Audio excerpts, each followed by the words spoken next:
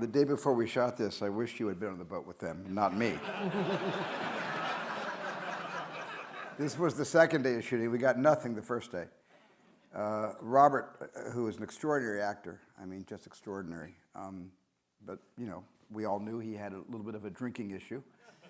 And he did come to me and ask for my permission to have a few drinks before he shot the scene, because it was described that the boys were imbibing quite liberally, and they were, you know, got to the point where they could giddily compare their battle scars. And I foolishly said, yeah, go ahead and have a couple of drinks. And, you know, as we all know, we're not supposed to do that anywhere. And Robert went off and had some drinks. And then an hour went by, and we had the camera set up, and all of a sudden I saw Robert coming back on the ship, the Orca, from a support boat, and there were two crew members. One had him under one arm, the other had him on the other arm. And he was kind of walking, but he wasn't, his feet really weren't touching the ground. And they brought him into the set, and they plopped him down, you know, at that table on the little red leatherette couch, and he sat there, and we tried the first take. We actually rolled on it. We had two cameras on Robert.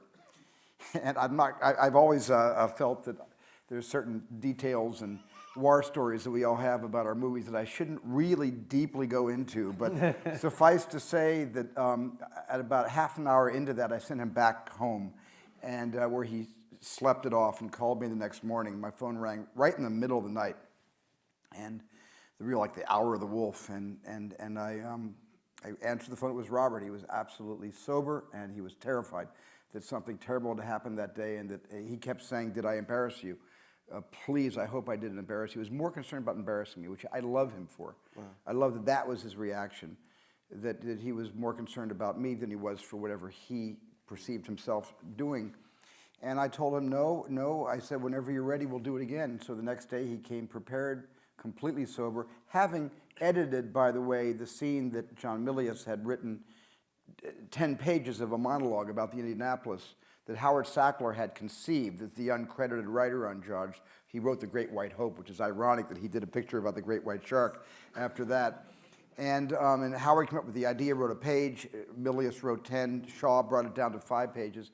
And in very few takes, we nailed it, just nailed it. 2 cameras on every shot, a medium close, sort of a medium to, a little closer to, a little more profile to Robert, onto Richard, the isolated single of Roy, and we finished that whole scene in a day. We were done by the end of the day. And it was just an amazing experience for me, because once again, for all of you who have done theater, I haven't, but I'm sure some of you have, it was like that. It was like theater. It was like watching 3 great performers completely outranking, because all actors outrank directors once they start to speak. Once they start to speak, we are minimalists, and we should remain that way if the speaking is good. We should get out of the way. The worst thing directors do sometimes is to try to get in the way of something that is only going to happen once. And if you stop it, you may never get it back again. And when I saw those guys in that first take start to perform, my job was just to keep quiet and just wait until they finished, and that's what happened.